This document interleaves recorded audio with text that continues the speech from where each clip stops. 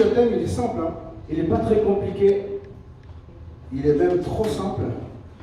Vous savez, ça fait qu'est-ce que quelqu'un, moi j'ai compté en tout cas, ça fait combien de semaines que je prêche pas au groupe de jeunes? Waouh! Ah, c'est longtemps quand même. Alors je ne me suis pas puni si jamais. Qui a écrit ça? On va parler après. Hein. Si vous avez écrit ça, c'est bon. Mais non. Mais voilà, aujourd'hui j'ai choisi un thème qui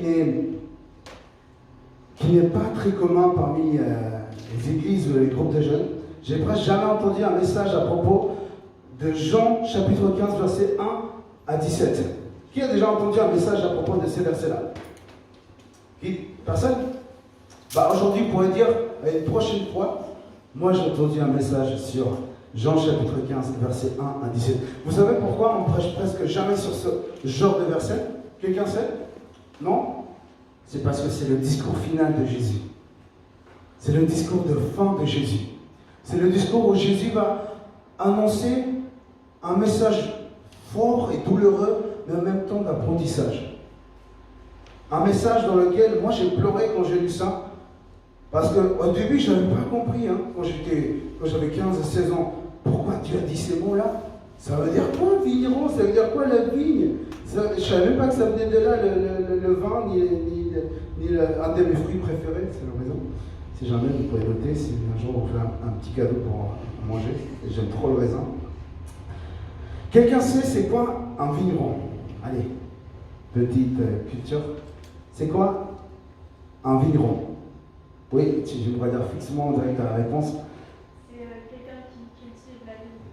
C'est quelqu'un qui cultive la vigne. Alors on va passer à la question suivante, c'est quoi la vigne? C'est là où il y a le raisin.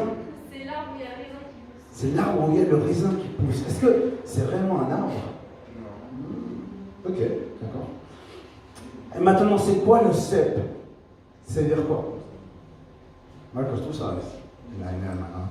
Alors, si jamais on fait des petites discussions théologiques, des fois, on s'amuse avec Marcos, on parle un petit peu si Dieu il est comme ça, etc. Mais aujourd'hui, je pense qu'il doit savoir cette réponse. Marcos, qu'est-ce le cep? Pepa. Là, c'est pas. ¿No es lo que sostiene la viña? Jesús es la vigne. Lo que sostiene la viña. Ce qui soutient la vigne. Bravo. Merci Marcos. Et quelqu'un, ça c'est trop facile. C'est quoi les sarments? Les sarments, non? Quelqu'un n'a pas cherché sur internet juste au début? Non? Ok. Les sarments, c'est les petites branches, vous savez? Les petites branches qu'il y a dans le je sais pas comment on appelle le cep, justement. Le cep, c'est un truc solide comme ça. Et puis après, les sarments, c'est vraiment les petites branches qui font comme ça. Les petites mains, en quelques mots, les petites mains qui font comme ça, tchac, tchac, il y en a beaucoup. Voilà. Mais on va définir après, c'est quoi les sarments. Parce que franchement, les sarments, ça a une image forte dans l'enseignement de Jésus. Mais d'abord, j'aimerais vous donner un petit aperçu pour ceux qui aiment prendre des notes. Moi, j'aimais beaucoup quand l'orateur parlait, quand il mettait au début un petit squelette où il disait de quoi il allait parler. Moi, j'aime beaucoup y mettre. Comme ça, je me base selon les points que je vais parler aujourd'hui. Alors aujourd'hui, bien évidemment, on va donner le contexte, n'est-ce pas? Parce que sans le contexte, on ne va pas comprendre le texte. Et je fais toujours cette petite blague qui fait parler les gens. Si tu enlèves le compte du texte, ça fait qu'une personne devient... Voilà. Vous avez compris, n'est-ce pas? Du coup, il ne faut pas enlever le texte. Le texte est ce qu'on appelle roi dans la Bible. Si on enlève le texte dans la Bible, on a une Bible incomplète. Mais par contre, grâce aux personnes qui ont remis la Bible, grâce aux personnes qui ont lutté, qui ont préservé la Bible dans des petits pots très fragiles, mais que grâce au Seigneur, beaucoup de personnes ont commencé à mettre les fragments dans les petites vases fragiles. Et ça allait d'année en année, et jamais, mais jamais ces rouleaux ont péri. Certainement, ils ont pris un petit peu de poussière, c'est sûr. Il y a des versets qui se sont effacés, mais par contre, ils sont toujours là, les versets. Et aujourd'hui, on peut... Qui a des Bibles aujourd'hui? Maxime, je vois qu'il y a une Bible. Je vois que nous, elle a une Bible aussi. Tout le monde a une Bible. Qui n'a pas de Bible? Si, alors, je peux dire que ceux qui n'ont pas de Bible la connaissent par cœur, non? Ouais, amen. Amen. Ok. Mathéo, il la connaît pas. Ah non, elle est Bible. Carité, elle est Bible. Elle partage pas. Excuse. Ok. Alors, est-ce que vous voulez lire avec moi le texte biblique d'aujourd'hui? Alors, j'ai besoin d'une, deux et trois personnes. La première d'être courageuse parce qu'il y en a beaucoup. Alors, trois personnes, s'il vous plaît. Levez la main, trois personnes seulement. Un, deux, trois. Un homme, s'il vous plaît, il y a trop dessus là. S'il vous plaît. C'est bien, je ne suis pas contre. Hein. J'ai dit Amen, Seigneur pour les femmes. Ok? Ok, Nina, tu vas lire à la fin. Alors, Jeannette, tu commences. Moi, je suis le vrai plant de vigne et mon père est le vigneron. Tous les sarments en moi qui ne portent pas de fruits, il les coupe. Et tous ceux qui en portent, il les purifie afin qu'ils produisent un fruit encore plus abondant. Vous aussi, vous avez déjà été purifiés grâce à la parole que je vous ai enseignée. Demeurez en moi, et moi je demeurerai en vous. Un sarment ne saurait porter du fruit tout seul, sans demeurer attaché au sec. Il en est de même pour vous. Si vous ne demeurez pas en moi, vous ne pouvez porter aucun fruit. Je suis le cep de la vigne, vous en êtes les sarments. Celui qui demeure en moi et en qui je demeure portera du fruit en abondance, car sans moi, vous ne pouvez rien faire. Amen. C'est vrai. Ah, j'ai mis le 5 d'abord. On va du passant. Ouais. Si quelqu'un ne demeure pas en moi, on le jette hors du milieu, comme des sarments coupés. Ils se dessèchent, puis on les ramasse. On y met le feu et il brûle. Mais si vous demeurez en moi et que mes paroles demeurent en vous, demandez ce que vous voudrez, vous l'obtiendrez. Si vous produisez du fruit en abondance et que vous prouvez ainsi que vous êtes vraiment mes disciples, mon Père sera glorifié aux yeux de tous. Comme le Père m'a toujours aimé, moi aussi je vous ai aimé. Maintenez-vous donc dans son amour.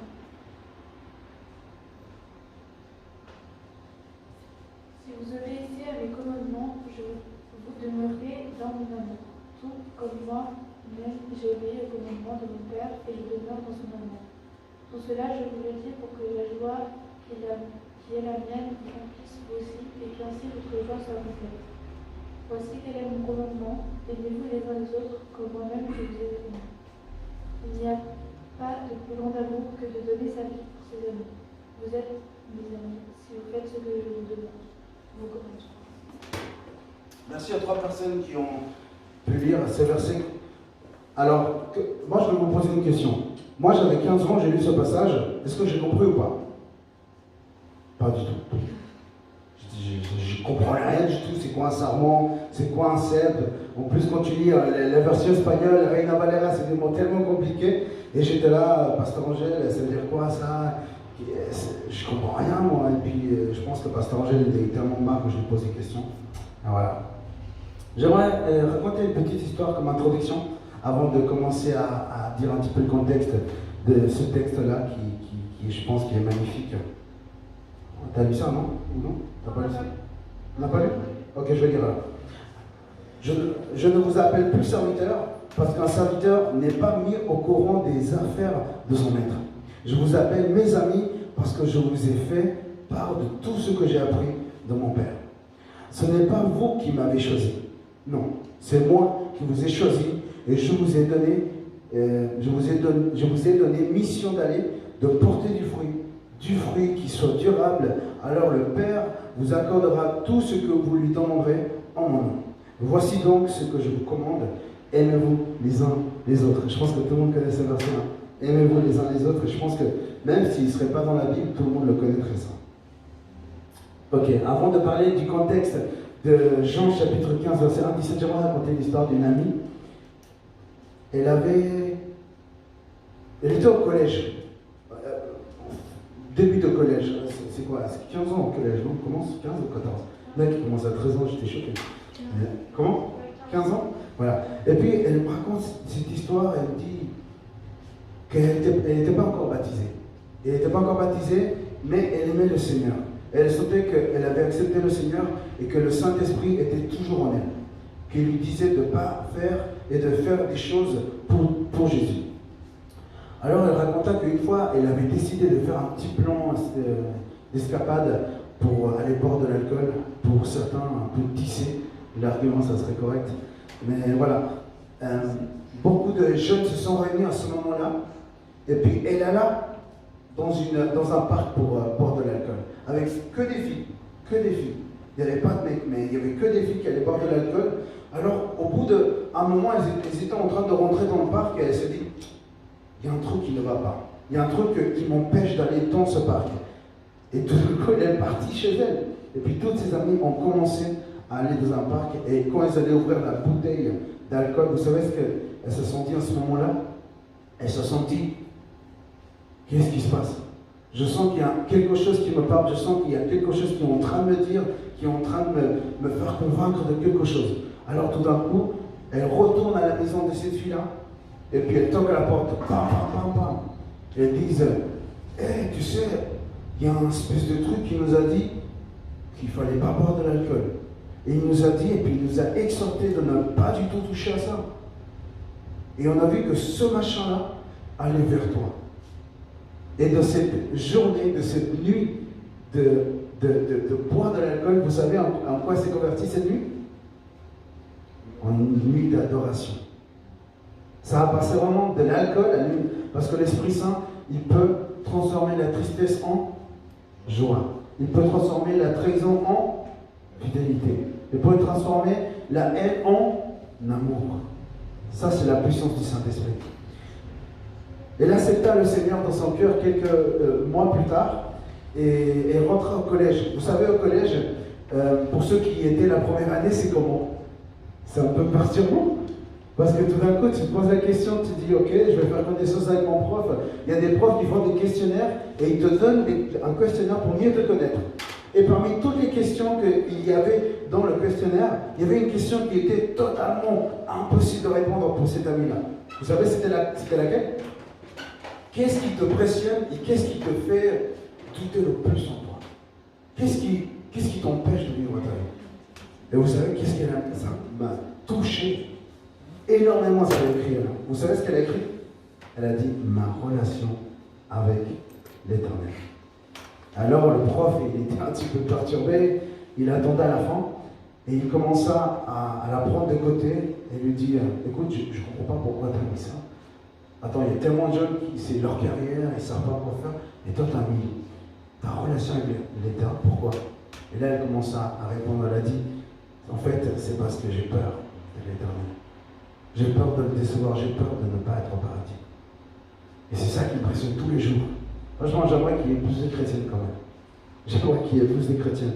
Moi, j'aurais pas mis ça. Moi, j'aurais mis, je sais pas, peut-être de ne pas avoir la manette de PlayStation en premier avant mes frères. Mais elle a mis ma relation avec le Seigneur. Moi, quand j'ai entendu ça, waouh, j'ai dit, il faut que je raconte cette histoire à mon groupe de jeunes. Alors, pourquoi je vous parle de ça? Parce que j'aimerais vous dire à propos de ce texte que beaucoup de gens l'ont mal compris. Verset 15, chapitre 15, verset 1 à 17, ils pensaient que les sarments, en fait, les sarments, c'est nous, c'est jamais. Les sarments, les petites branches, c'est nous. Ils pensaient que les fruits qui sortaient des sarments, c'était les disciples. Et pendant très longtemps, tout le monde commençait à comprendre comme ça. Et même elle l'avait compris comme ça.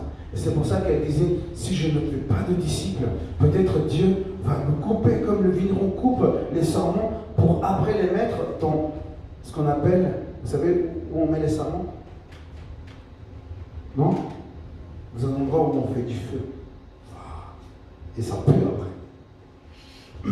Parce que j'ai senti une fois, ça ne sentait pas bon. Alors voilà.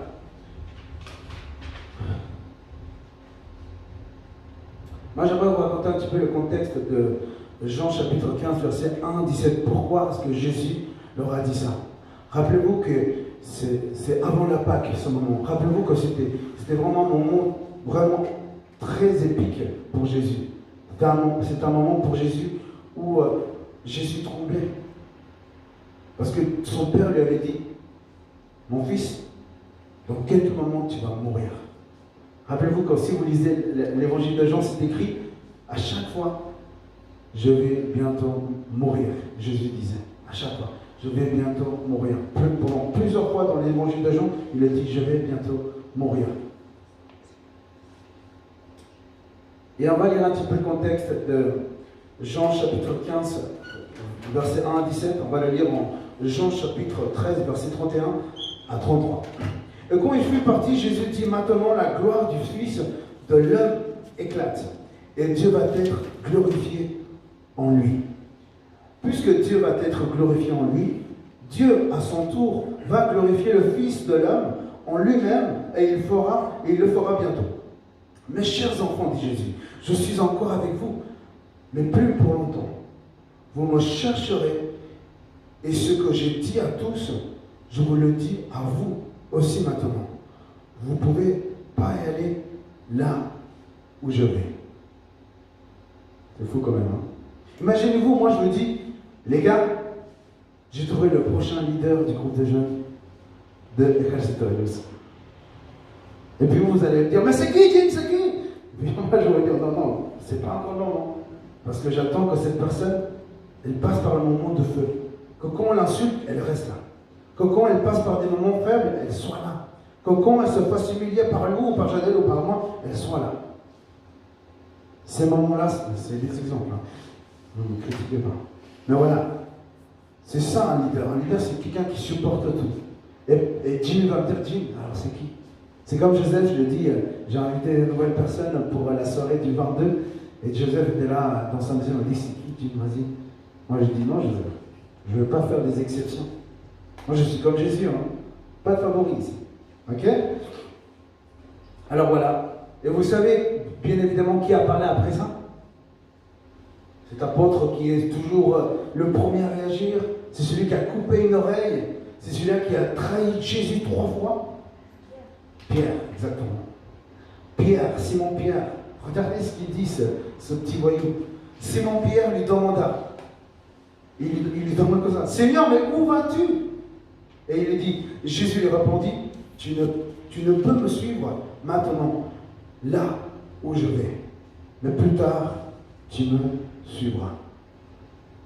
J'aimerais parler un petit peu de l'apôtre Pierre. Je m'identifie beaucoup avec l'apôtre Pierre, parce que je réagis souvent comme lui, des fois sans réfléchir, des fois sans penser les conséquences de mes actes plus tard. Je suis comme l'apôtre Pierre.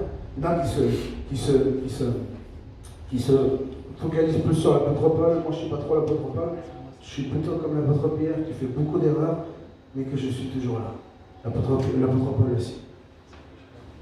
Combien de gens ont commencé le karaté? Qui a fait du karaté dans sa vie? Du judo? De la salsa?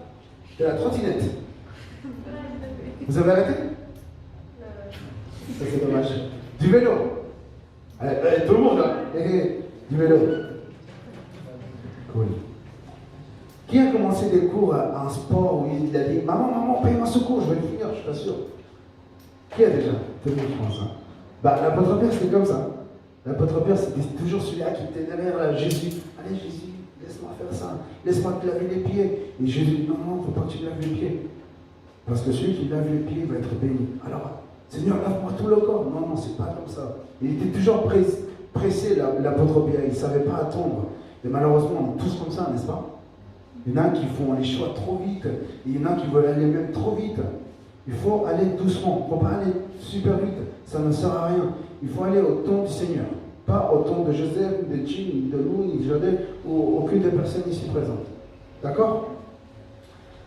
Alors pourquoi est-ce que Jésus a dit les mots en Jean chapitre 15, verset 1 à 17? Tous ces mots qui, en fait, il va répondre à la question de Jésus, de Simon Pierre.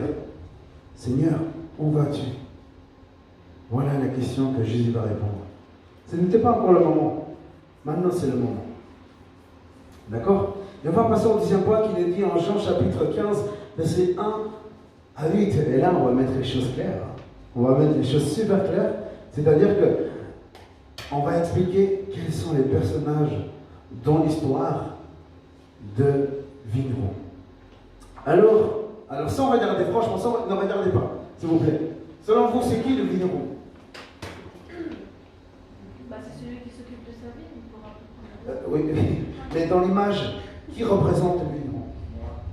Jimmy, ok, d'accord. Dieu, c'est bien. Mais t'as regardé, hein? Ben, c'est ça. Comment? C'est toi qui as répondu? Bravo. Chiara? Faites-lui un câlin. Non, c'est pas le moment Covid, le Covid. Ok. Le vigneron représente le Seigneur, le Dieu Tout-Puissant, le Papa. Et vous savez ce qu'il fait le vigneron? Le vigneron a deux fonctions. Deux fonctions qui font mal, mais qui font du bien à l'autre. Alors, une première fonction du vigneron, c'est qu'il coupe tous les sarments qui ne portent pas du fruit. Vous savez pourquoi il les coupe? Parce que s'il ne les coupe pas, l'énergie du cep, de l'arbre si tu veux, le petit cep, va aller dans ce petit sarment qui ne sert à rien. C'est-à-dire qu'elle va enlever l'énergie des autres sarments qui portent du fruit.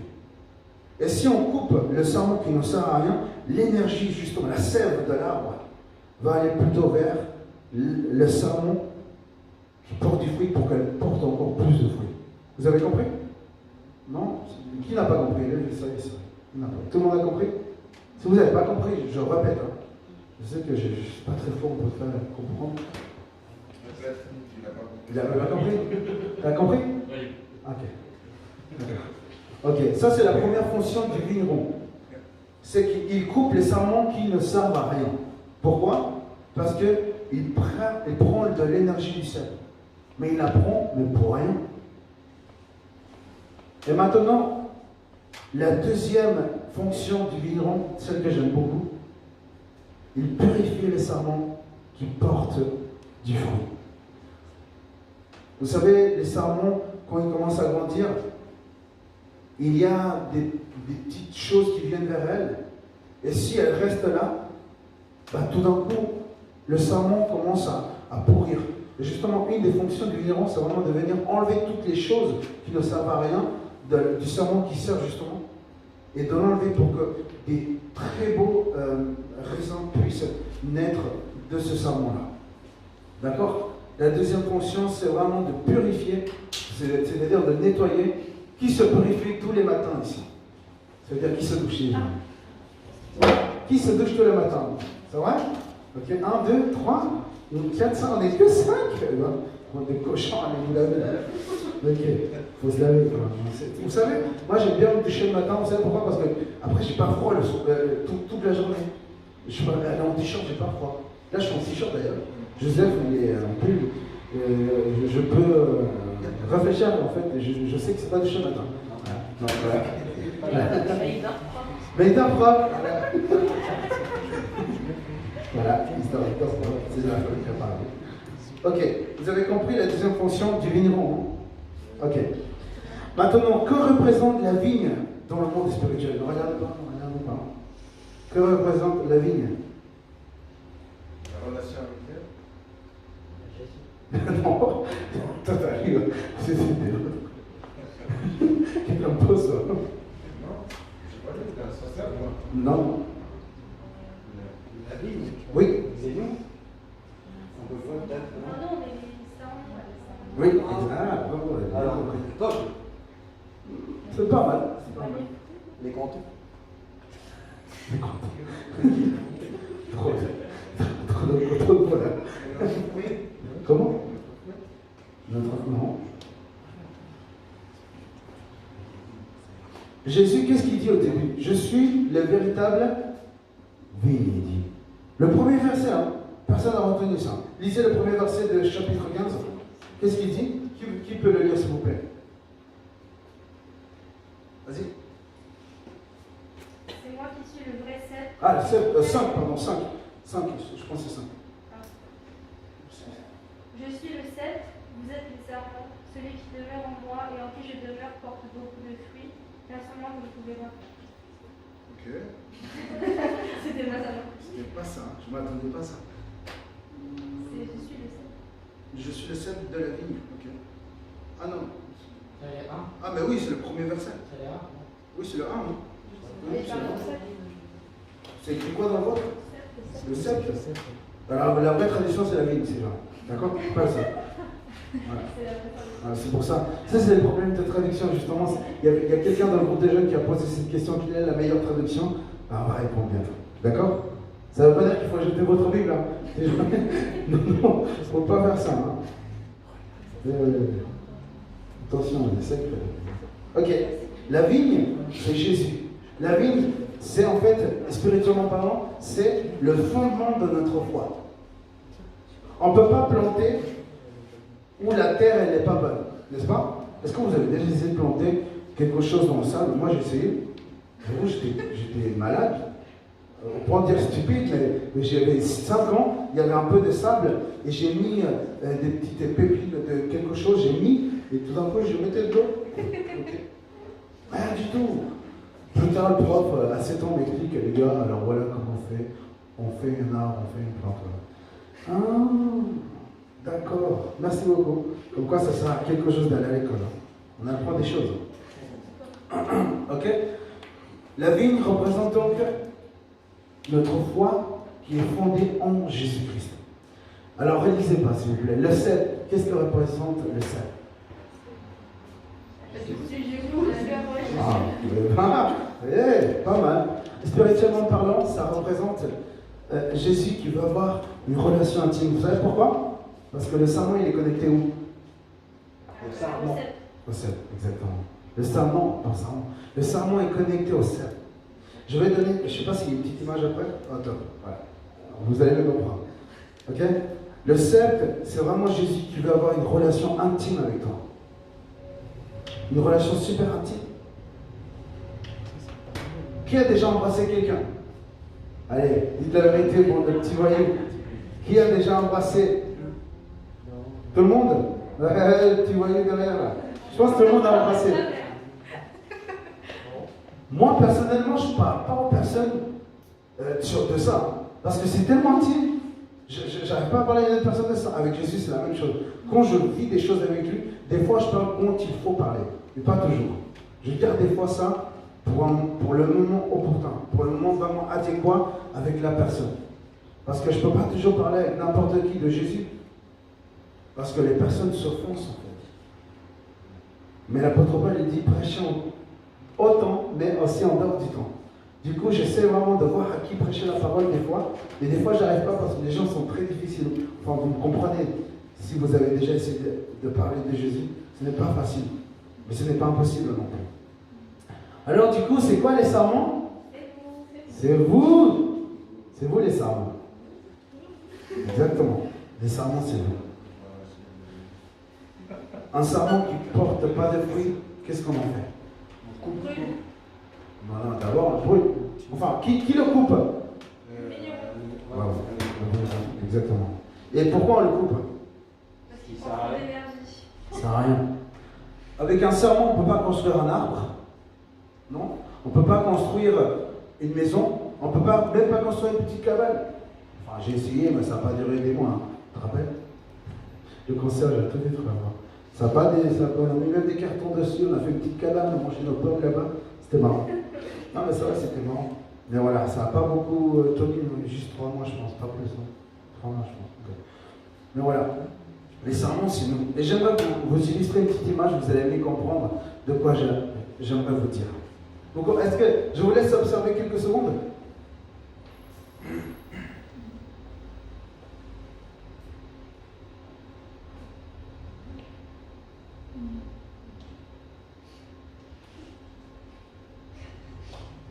Ok? Vous avez compris? Est-ce que quelqu'un avait des doutes sur ce que vous voyez? Si vous avez des doutes, il faut lever la main. Non? Top. Alors, où est Jésus-Christ en ce moment-là? Et c'est qui Jésus-Christ? C'est le sel. C'est le sel, exactement. Vous savez, quand on a fait les réunions avec l'église, moi, il y a un truc qui m'a perturbé.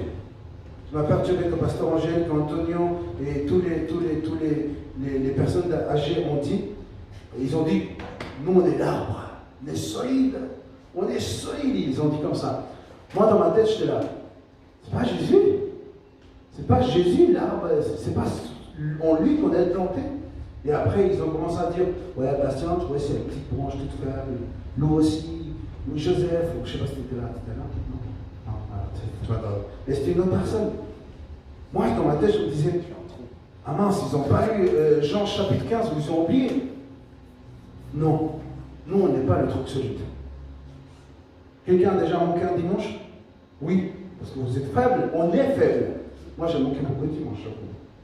Bon, Joseph, tu devrais venir plus souvent. Mais oh. Mais voilà. C'est qui le sceptre? C'est Jésus. Nous sommes les sarments. Nous sommes les petites branches qui ne servent à rien. On ne sert à rien. On sert à quelque chose quand on est connecté au sceptre. Parce que vous savez d'où vient la force?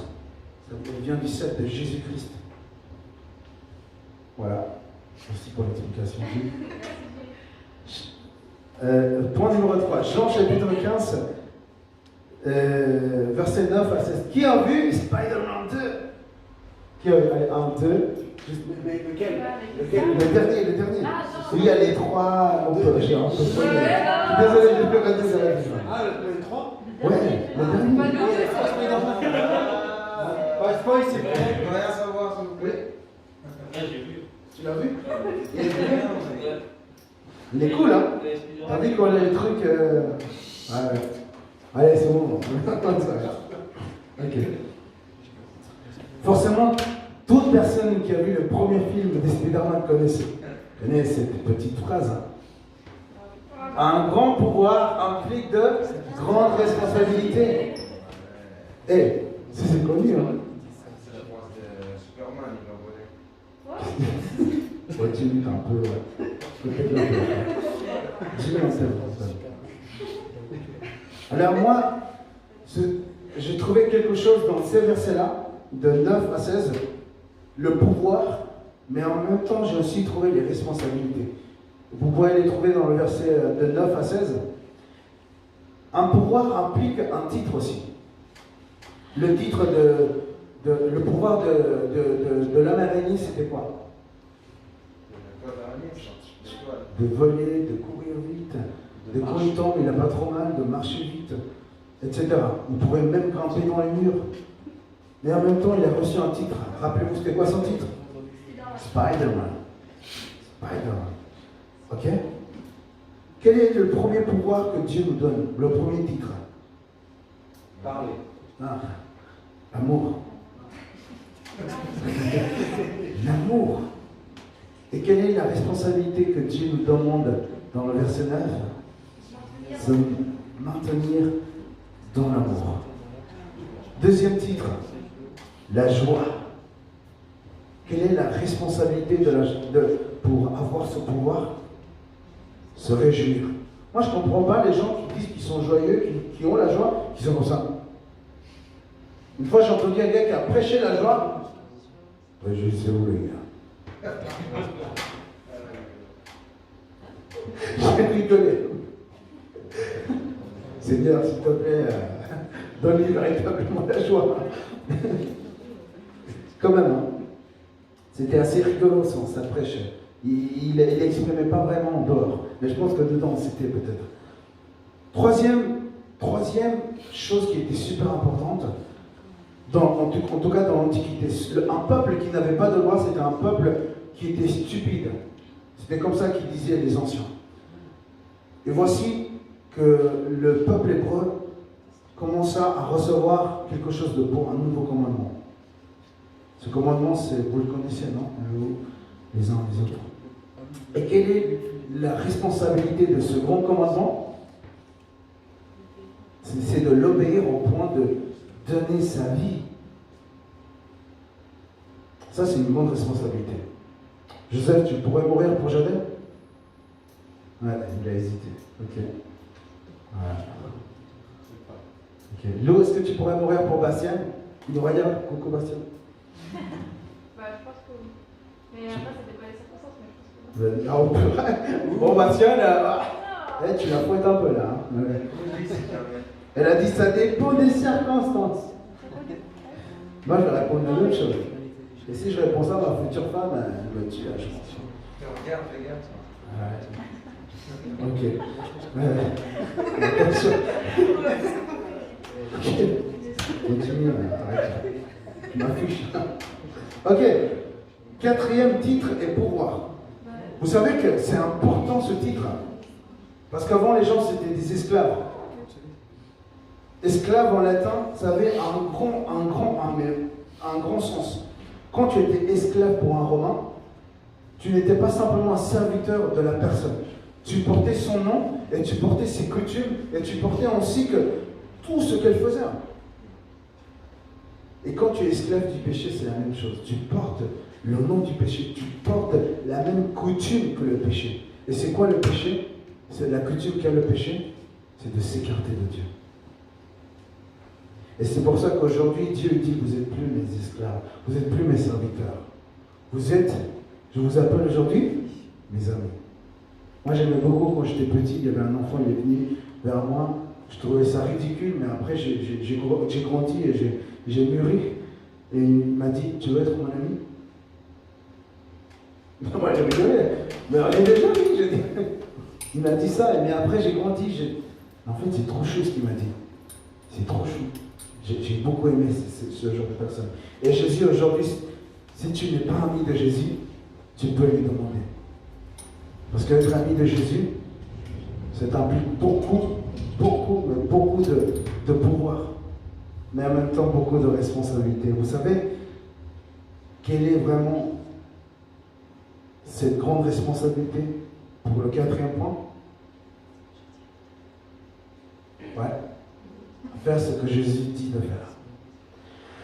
Pas tout le monde peut faire ce que Jésus dit de faire.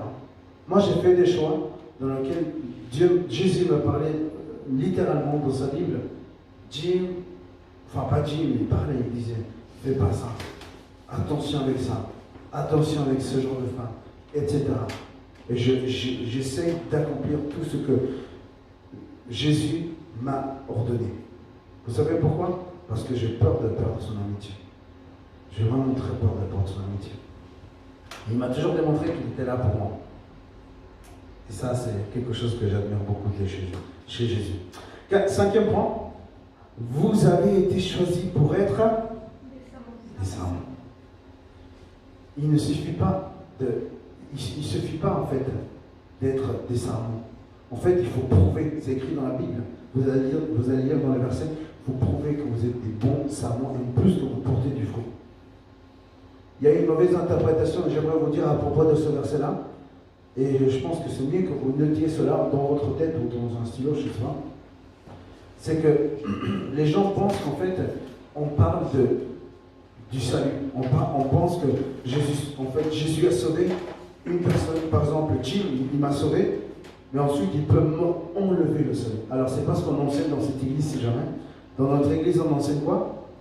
Une fois sauvé, pour toujours sauvé. D'accord? On ne peut pas perdre le salut parce que ce n'est pas ce que la Bible enseigne. Ce n'est pas ce que notre église et notre pasteur Angèle enseigne, parce que c'est quelque chose qui est incorrect. Quand Jésus sauve une fois, il le sauve pour toujours.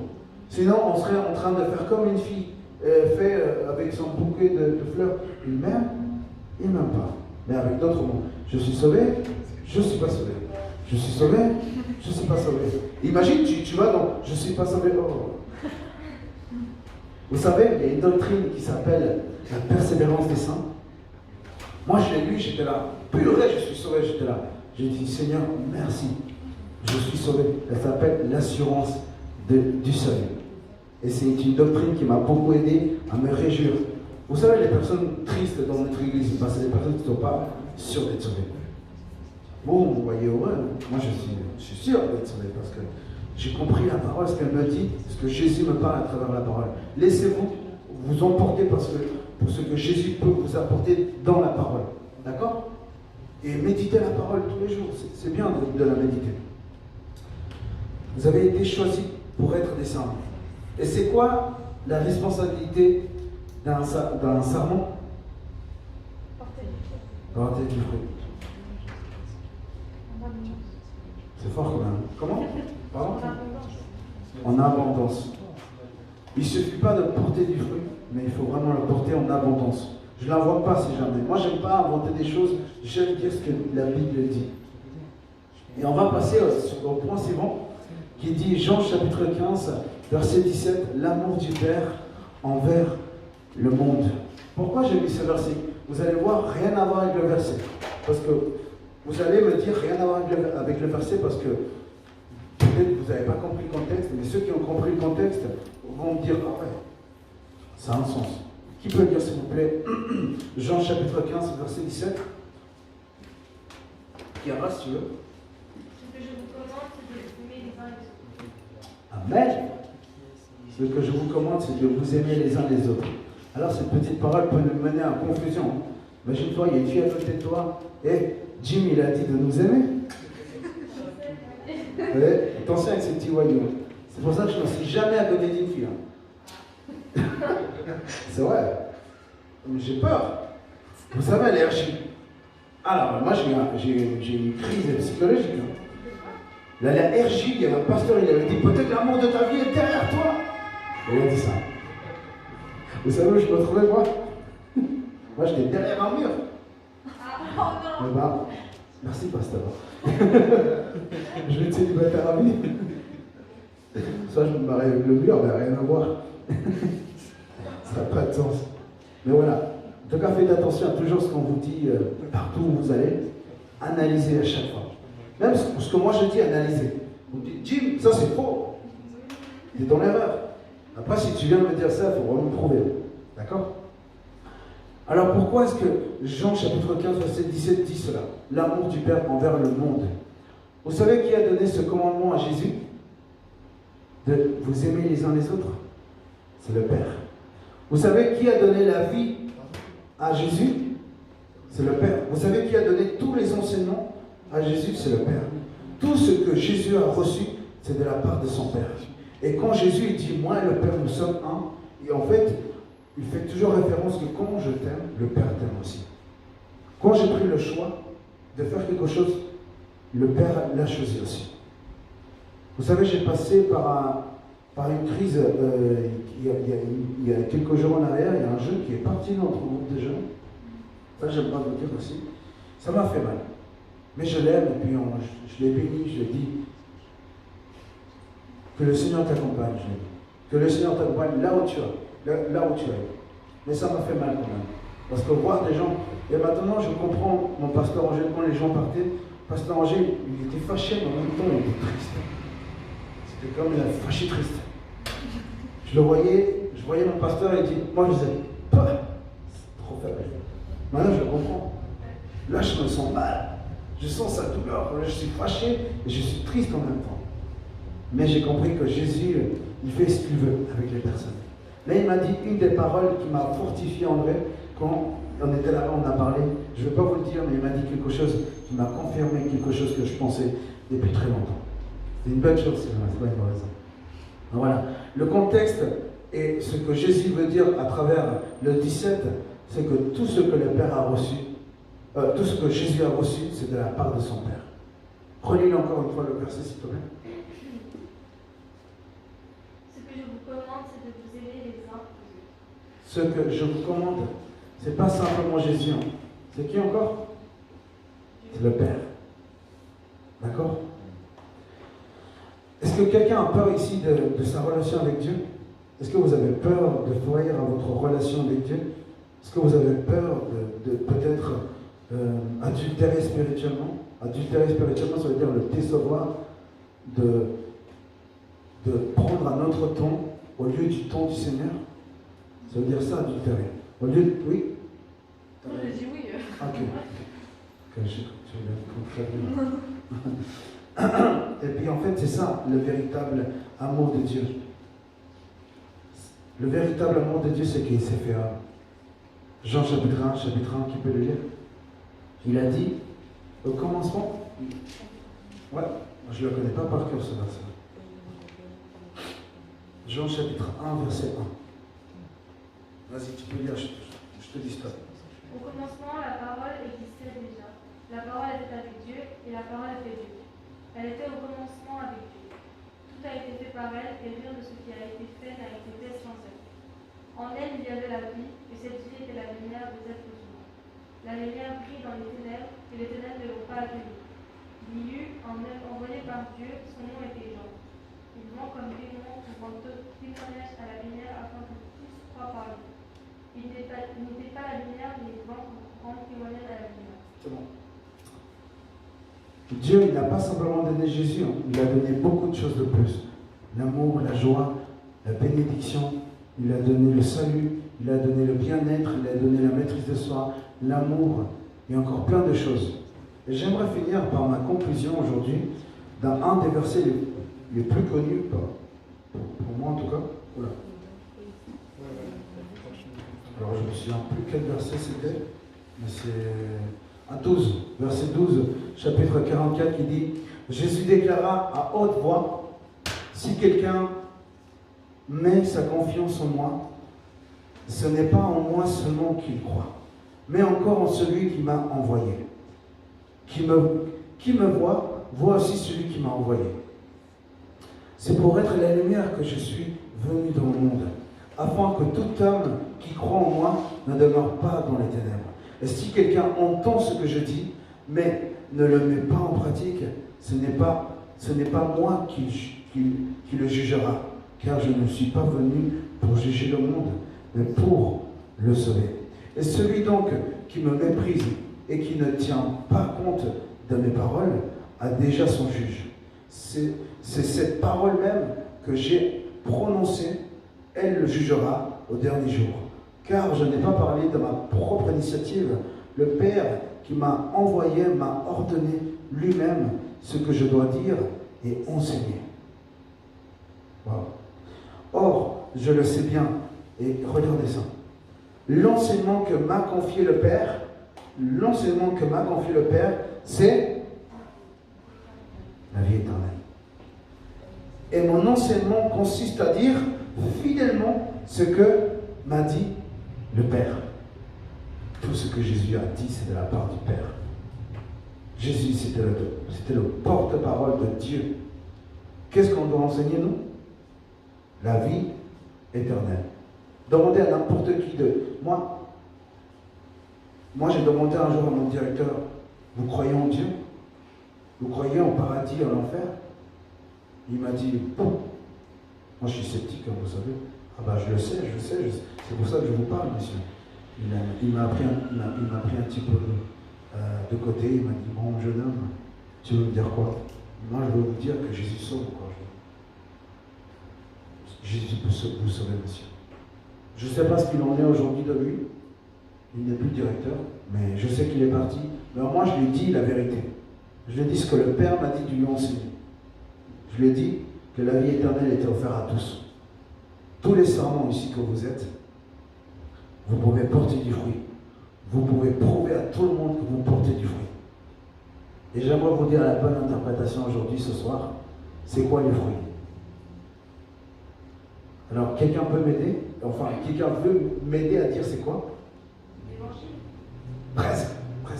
Mais c'est vrai, ça, je pourrais dire oui aussi. Oui, on va dire. Comment? La vie éternelle. Oui, la vie éternelle. Quoi encore? Les fruits. Ouais. L'amour. Ouais. Amour. Quoi encore? Commandement. La joie. La maîtrise de soi. La foi. Ouais. Et qui l'a dit? Moi, j'ai dit la paix. Ah, la paix. La paix, La oui. paix aussi. La fidélité. Galates 5, 22 aussi, et 23. Ne le cherchez pas, mais lisez-le à la maison. Vous savez pourquoi il y a des fruits? Où est-ce que le serment va puiser toute cette énergie? Chez Jésus, chez le vrai sceptre. Je ne voulais pas dire ça, mais je veux le dire. Jésus, il dit dès le début, moi je suis le vrai plan de la vigne. Vous savez ce que ça veut dire ça? Ça veut dire qu'il y a des faux aussi. Ça veut dire qu'il y a des endroits où c'est pas sain du tout. Là où tu peux grandir. Il y a des endroits où tu vas grandir, tu vas te ressourcer d'autres choses. Ressource-toi de le caractère de Jésus, de l'intégrité de Jésus, de l'amour de Jésus, de la joie de Jésus et de tout ce que Jésus a apporté. Parce que sans cela, sans la vraie vigne qui est Jésus et sans le vrai cep qui est Jésus, tu ne vas jamais porter du fruit. Est-ce qu'on vous a déjà dit un jour, mec, tu pries trop? Mec, tu es trop heureux. Et toi, tu es trop beau. Ouais, va pas trop loin. Ok? Si un jour on vous a dit ça, réjouissez-vous. Parce que vous êtes vraiment sauvés. D'accord? Et j'aimerais finir avec une simple prière pour rendre gloire au Seigneur. Seigneur, merci parce que je sais que c'est un message, Seigneur, qu'il y avait dans mon cœur. Ça fait 17 semaines que j'attends, Seigneur, pour le donner.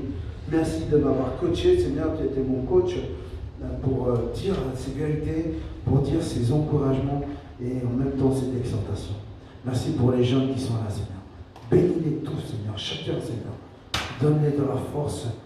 Et Seigneur, envoie-les des gens pour que eux-mêmes puissent se rendre compte, Seigneur, que ce sont des vrais serments. Des serments qui portent des fruits, mais encore en abondance. Parce que notre ressource, c'est toi, Jésus. Nous allons nous ressourcer en toi, plus dans la paix, dans l'amour, dans la patience, dans la fidélité, dans l'amour, dans la paix, etc., Seigneur. Sans cela, Seigneur, on ne peut pas te servir et on ne sert à rien. On veut simplement te plaire à toi, Seigneur. Merci pour tout ce que tu as fait. Nous te glorifions en Jésus. Amen.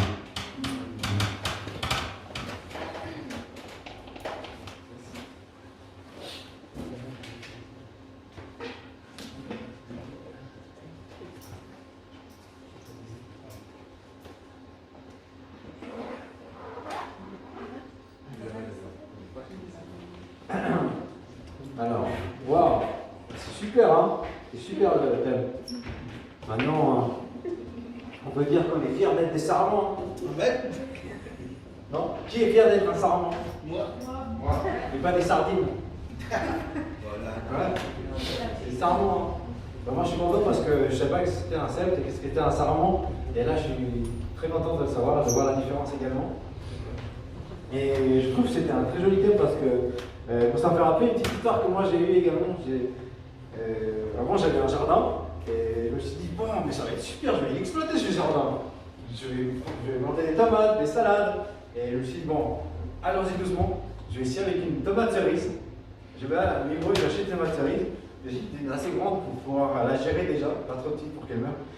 Je la plante, je nettoie tout ça, c'est tout bon. Et je plante avec ma femme. Alors on essaye et c'est très difficile parce qu'elle ne pousse pas. Il faut vraiment être patient. Et je commence à m'impatienter, parfois je la noie beaucoup trop d'eau. Et bon, j'avoue que c'est vrai que c'était plus elle qui m'aidait, moi j'oubliais. Du coup, je suis un très mauvais vigneron. Mais du coup, voilà, c'était pour dire que quand j'ai commencé justement, l'hiver commençait à venir, bah, c'était tout sèche, j'étais en train de mourir. Et ça me faisait mal de couper parce que je suis désolé, ça me fait mal. J'ai coupé et je me suis dit, peut-être que l'année prochaine ça reviendra, mais non, ça n'est jamais revenu et j'ai dit tout couper. Du coup, c'était une mauvaise plante. Voilà. L'histoire, voilà, c'est très difficile à cultiver. Du coup, j'ai beaucoup aimé le message. Et du coup, comme vous savez bien, bah, il y aura d'autres messages également pour samedi prochain. Samedi prochain, le 22 janvier. C'est juste, hein, c'est le 22 janvier. Est-ce que vous savez déjà qu'est-ce que ce sera le thème? Non? Il a dit la semaine passée. Ça sera un invité. Ça sera Antonio Roda. Vous connaissez? Et là, le thème de ce soir, il est super parce que c'est par rapport aux vignerons, par rapport aux sarments, par rapport également au cep. Après, là, ça va être qu'est-ce qu'il y a après la mort? Waouh! Ça va être le thème, c'est juste. Qu'est-ce qu'il y a après la mort? Est-ce qu'on se rend vraiment poisson? Est-ce qu'on devient des singes? Est-ce qu'il y a le sèche fini, il y a la fin? Venez samedi prochain pour le découvrir. Je suis convaincu. Sincèrement, moi je me réjouis parce que j'ai hâte de savoir, j'ai hâte de voir qu'est-ce qu'il va nous dire et de connaître un peu plus parce que c'est vrai que là, je suis sceptique. Et par rapport au prochain, le 29 janvier, ça c'est quelque chose de sympa aussi parce qu'on va finir en beauté le mois de janvier. Le mois de janvier était très fort et on va le finir en beauté. Le 29 janvier, notez bien le 22, le samedi prochain, ça sera Antonio Rodar. Qu'est-ce qu'il y a après la mort? Et après le 29 janvier, c'est trop fier d'être chrétien. Et ça c'est cool parce que, en fait, on va pas s'arrêter là. En fait, on va lancer un petit thème, et le thème ça sera soirée déguisement. C'est-à-dire que venez avec un déguisement, ça c'est super. Venez avec un petit déguisement, et après on va rigoler un petit peu, voir comment sont vos déguisements et tout. Ça va en parler. Est-ce qu'il y a un cadeau? Peut-être le meilleur déguisement, peut-être que sera récompensé, hein. Qui sait? Et bien évidemment, le 2 février, ça sera je vous le dis en avance parce que c'est quelque chose qu'il faut noter. Si vous voulez noter, pour le 2 février, mercredi, le groupe de jeunes de tout terrain, en abrégé cet été, nous invite chez eux le mercredi. Je pense que c'est à 8h ou 7h, je me souviens plus. 7h. Hein. C'est le 2 février, si les personnes sont intéressées pour y aller, c'est le mercredi, le groupe de jeunes. Ça, c'est pour voir avec Jim également, ou également prévoir si on va aller ensemble. Et on n'oublie pas également, un peu plus loin, le camp de jeunes le 29 avril se rapproche. Alors, c'est super. On est content. Qui est content d'aller au camp de jeunes? Bah, c'est super, il faut travailler, il faut économiser aussi. N'oubliez pas. Très très important. Travailler. Et moi, je me réjouis de participer. Et après, des petites informations. Mardi, groupe des femmes à 8h. Mercredi, prière Zoom à 18h. Je ne sais pas si ça continue. Ça continue. Il y a également jeudi, prière à 8h. Et samedi, groupe de jeunes à 18h. Et dimanche, culte à 10h. Et après, je ne sais pas s'il y a un culte ou deux. Deux? Non? Il y a deux. Du coup, 10h et 11h15. Et voilà, et c'est tout. J'espère que ça vous a plu cette soirée. Et on va finir par une belle prière. Est-ce que quelqu'un se sent motivé de prier? Des vrais beaucoup. Quelqu'un se sent motivé de prier? Oui. Et si jamais, pour le thème, c'était le 29, je vais le donner aussi. Et puis le défi, c'est vraiment de vivre le thème avant même. Trop fier d'être chrétien, ça veut dire d'inviter une personne. En plus, parce que vous êtes fiers en fait d'être chrétien, en même temps vous allez vous déguiser aussi. Franchement, invitez des amis. Soyez fiers de qui vous êtes. D'accord? C'est ça le défi. D'accord? Bon, bah, quelqu'un veut prier? Un bon sermon? Tu veux? Bon, si t'insistes.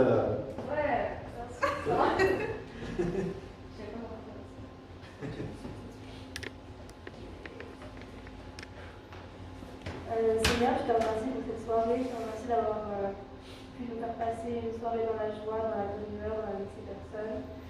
Je te remercie de tous nous permettre de nous réunir ici dans cette salle. Et je te remercie pour le message de Jim, parce qu'il a été très instruisant. Oui. Ouais, il nous a beaucoup appris. Et je te remercie vraiment beaucoup pour tout ce que tu fais pour nous chaque jour. Et j'espère qu'on pourra continuer à se réunir ici chaque semaine dans la joie et dans la bonne humeur. Amen. Amen.